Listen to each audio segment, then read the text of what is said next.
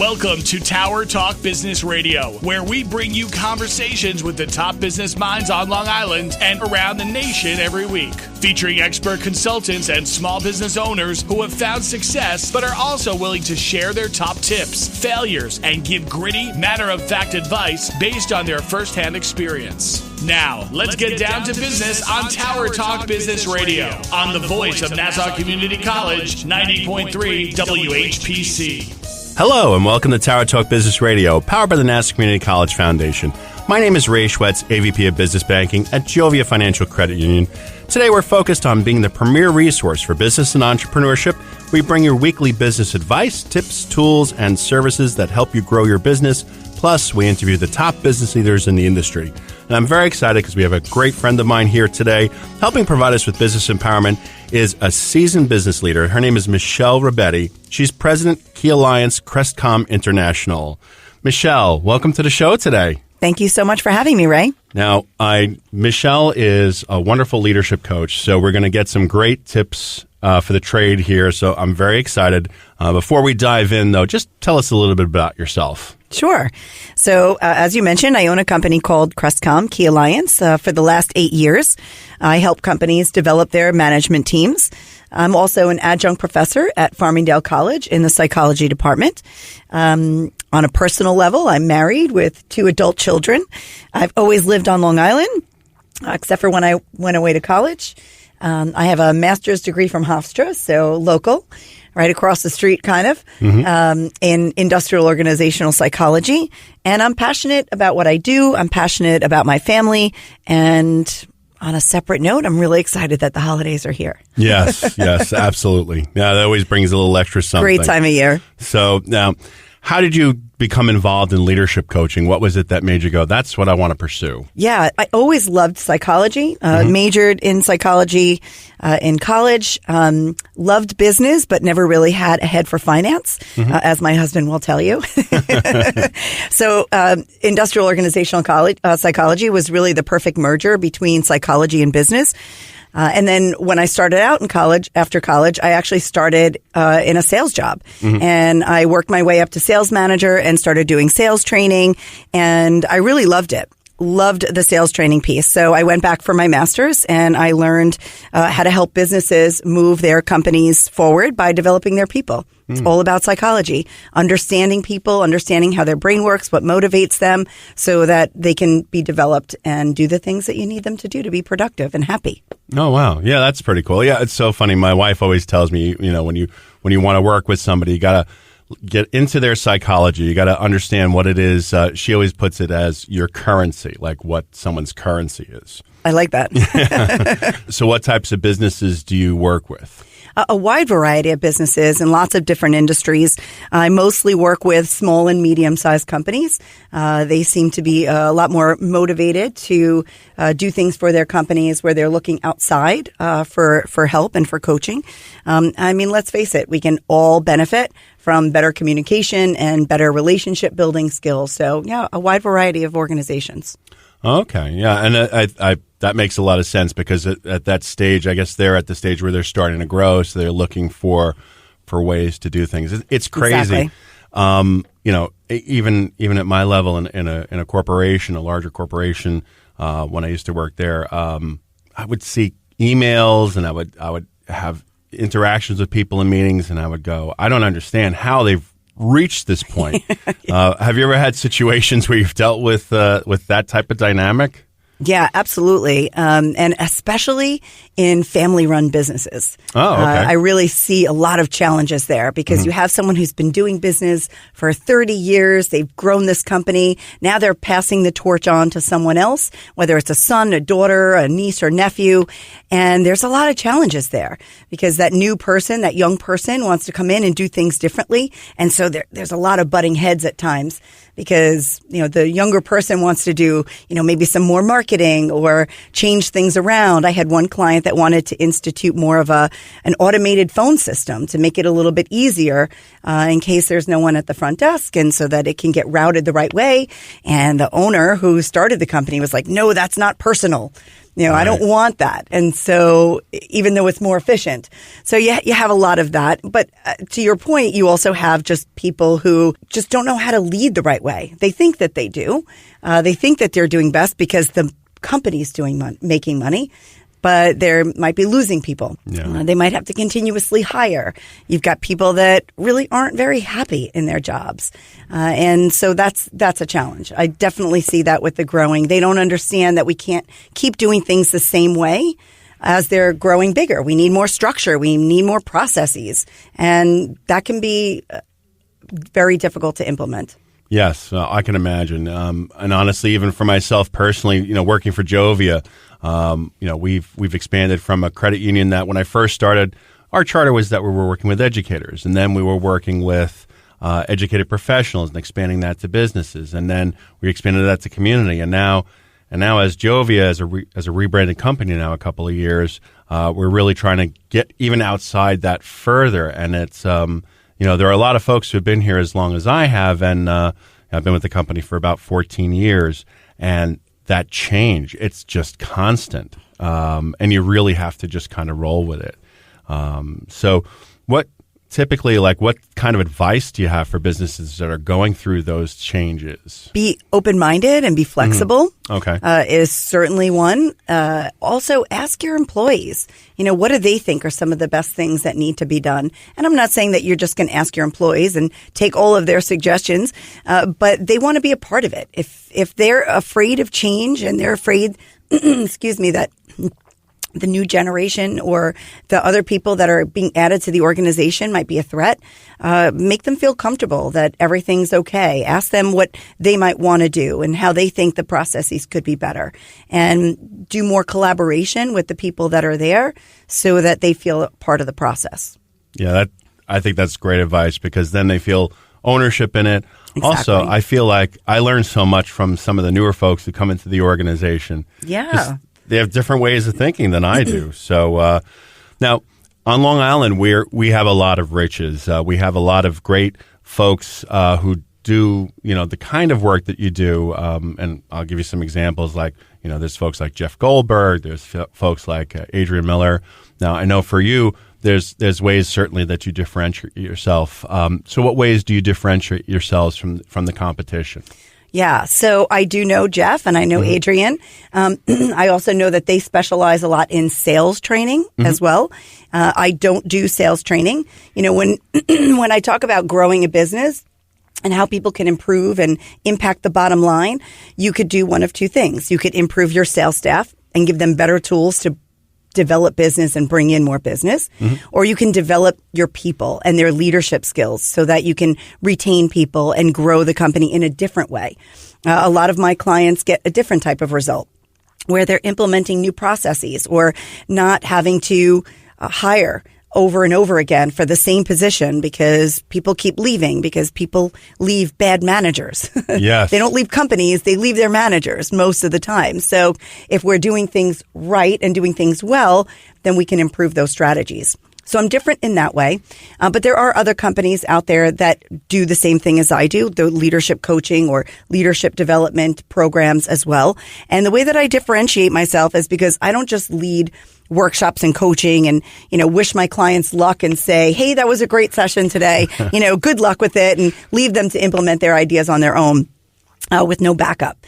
The thing that makes me unique and how I differentiate myself is I have a great process that holds people accountable. I meet with people in between their training sessions, in between their coaching sessions to make sure that, do you have any questions about what we went over? What did you implement from some of the things that we went over? So it's really important to coach them on how to implement ideas and hold them accountable. Accountability is a big factor in getting my clients the results that they're looking for. Yeah, and I think it's so funny. I mean, it's so great that you say that, because I've been through so many training sessions and programs and where I've gone, wow, there's some great stuff here. And then it just kind of falls because, nobody runs with that. And accountability, it sounds like such a scary word, but it's really not.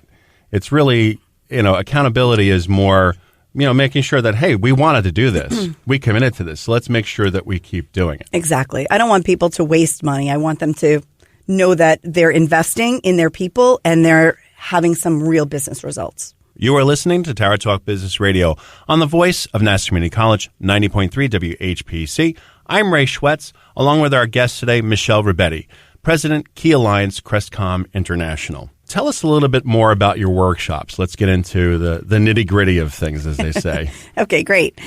So we cover the competencies that every manager needs to have to be a better leader. Topics like strategic thinking, because no matter what level you are from as a manager, whether you're the CEO or a COO or a project manager or a production supervisor, you still need to think strategically about your business and your department and work on your business and work on those value-added activities, not just being in the nitty-gritty. So that's a really great topic, but other competencies too, like communication, how to communicate with impact, how to delegate more effectively, how to manage your time, how to give performance reviews, how to manage conflict or different personalities. And most importantly also is emotional intelligence. It's a big topic that everybody loves to talk about. And the workshops have those types of topics, and we deliver that content over 24 modules. They're offered in pairs each month, so participants learn a little each month. And this is where the psychology comes in, right? Adults learn little and often. So we break up the topics over the course of a year, so managers have time to practice what they've learned each month before coming back to learn new information. And this way they don't get overwhelmed.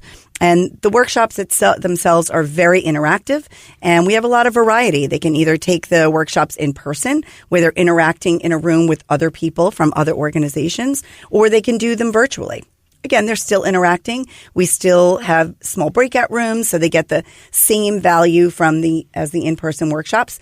We're just doing it virtually. Gotcha. Now, are there specific industries that you feel like you really kind of gravitate towards? Yeah, most definitely. I do have a lot of clients in the construction industries. Mm-hmm. So a lot of project managers and sales teams in there. I also work a lot with manufacturing companies. And also a lot of IT companies, especially through the last couple of years. Okay. They did well through COVID and They grew a lot. And so promoting those people, you get people who are engineers and software developers, and they like to work in their little silos, and and now they're managers, and they're like, I don't know how to interact with people. I just know how to use my computer, and I have to deal with clients, but how do I run a team? So taking those team leads and project teams and helping them get through some of those challenges as well. Yeah, and that can be kind of a challenge. I remember my dad saying, my dad was with IBM for 30 years, and he worked on computers that were like the size of like a room, right. And now we have that same computing power in our phones in our pockets. It's amazing. But he liked the aspect of working with clients, so he liked the social aspect. He loved the technological aspects of things. But then all of a sudden he started managing people, and he was like, I don't want this. I don't want people reporting to me. So that's got to be a big challenge, a big change. Yeah. And I have had people before say, I don't want to do this. I want to go back to doing the sales, or I want to go back to just being an individual contributor, and I don't really want to be a manager. Yeah. And then you have others that are like, oh, yeah, you're giving me tools that make this a little easier. I'm going to do that. I'm going to try that. And so that helps.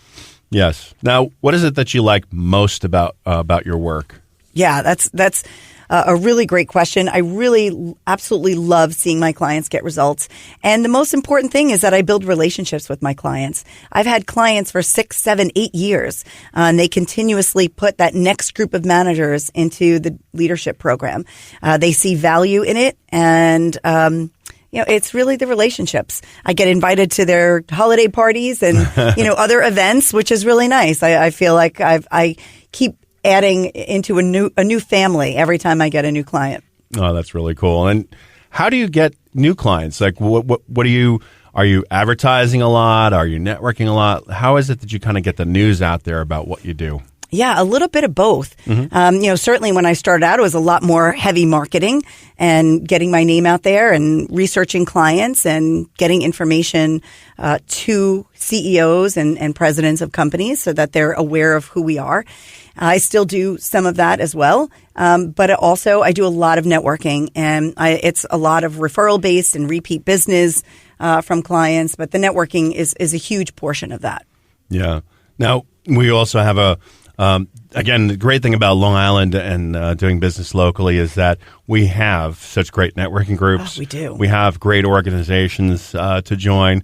Are you looking to partner with any of these organizations that are out there? Not necessarily partnership, but I'm involved in a number of different networking groups. And it's really been helping to grow my business. I am on the board of one of them, which is really great to, kind of help and seeing it move forward and help the business community in a lot of ways. But I really enjoy mostly partnering with nonprofits. Not only are some of them clients, but I really enjoy the giving back to the community piece. Yeah, that's a wonderful thing because, and we were talking about this before the show, it's so great to be involved in something that you're passionate about and just meeting like-minded individuals, because then you're naturally going to develop some of those relationships. So that makes a lot of sense. Yeah. Now, I imagine also that you kind of alluded to it before when we were talking about some of your competition and some of your peers and folks, your work kind of complements each other. But I'm sure there's a lot of misconceptions. Like when you say, oh, I do leadership coaching, I'm sure many people have different ideas about what that is. So what Absolutely. what's the most common misconceptions that you kind of go through? Some people, when you say coaching or training, have had some bad experience. And as soon as you say it, like they cringe inside. And the reason is because they've often wasted money on it. Because they felt that they didn't get the results that they were hoping for. And that's because they didn't have a system of accountability. Okay. Like you said, they just went to something or they sent somebody to some kind of training program. They loved it. They said it was great, but they came back and they didn't implement anything. Or you're working with somebody with coaching and you're just doing some one-on-one sessions. They're telling you all these great things that they're doing. And then you find out a few months later, they never did those things. they still, are not all that great with their teams. So they don't really have good programs that really fit the way that adults learn. And the other misconception is that people often think, well, I've been in business a long time, or I have an MBA. I know everything. Right? and that's really a misconception, because as good as you might be and how at your company you may have really good retention where people don't leave, it doesn't mean that you can't improve. While you may have really good skills and experience, my philosophy is school is never out for the professional. We can always learn ways to do things a little bit better. So I think that misconception that I don't need this anymore because I've learned all that I need to know is a huge misconception. And in fact, I had learned years ago that Robert De Niro still takes acting lessons. And I mean, really, does he need acting lessons? He's got a few Academy Awards, right? So the fact that he does that is just a testament to being open-minded and wanting to continue to learn and grow. Yeah, you always got to sharpen those tools. Always. You never know. There might be a new tool for the toolbox. Exactly. So, yeah. And with the new generation that's in the workforce, everything you knew from 20 years ago, just throw it away. Just throw it away, because it's a completely different workforce right now. Yes. And it's a big challenge that a lot of people are facing. Yeah, and can you tell us a little bit more about that? Because that's one of the things I wanted to ask you, like what are the biggest challenges you're seeing for businesses today? And that's got to be... That is definitely one of them, as well as obviously staffing, shortages, and we'll see what happens now that people are trying to hold on to their jobs, so maybe that'll change. But yeah, the new generation coming in is a different animal. You've got young people who are mostly looking for different things. It's not that same level of loyalty. They're not just jumping ship because they're trying to continue to look for a new job. They're jumping ship because they don't feel the loyalty from you. The loyalty has to come the other way. They want someone that's going to give them flexibility in their schedule. You hear work-life balance all the time, but it's really work-life integration. I'll come to work one day a week and I'll work various hours. I think the misconception is that they're not doing the work, but they are. They're on their laptops maybe at 10 o'clock at night for a few hours. Right. And maybe during the day, they're planning their next trip. So, that's one of the aspects that makes them different. And they're big on diversity.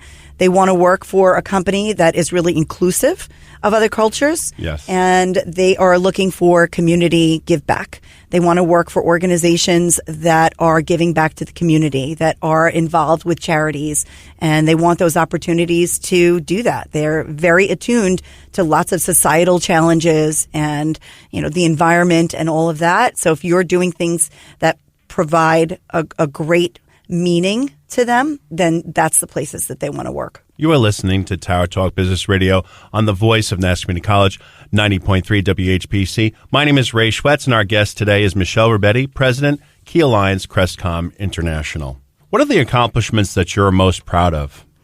Yeah, so, I talked before about the business results that I get for some of my clients, that ROI.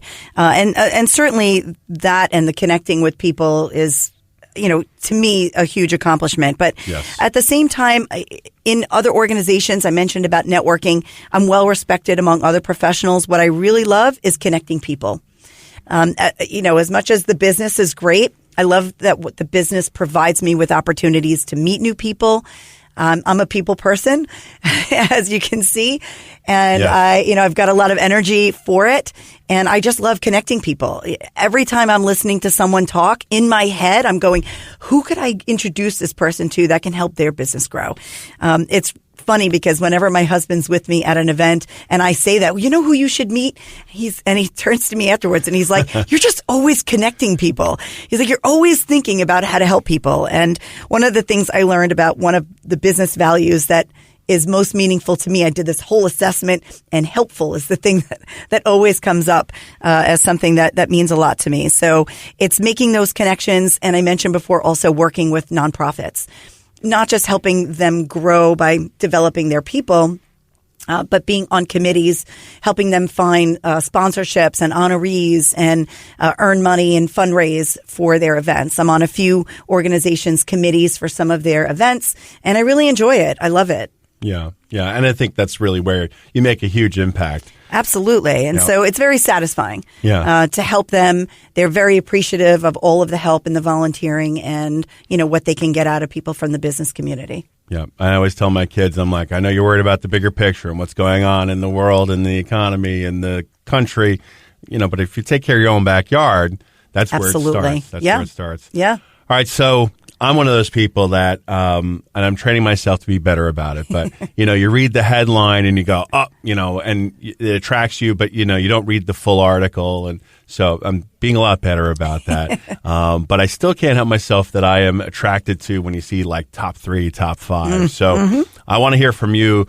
What's your top 5 tips, advice for businesces? Yeah, it's so hard to break it down to 5. It really is.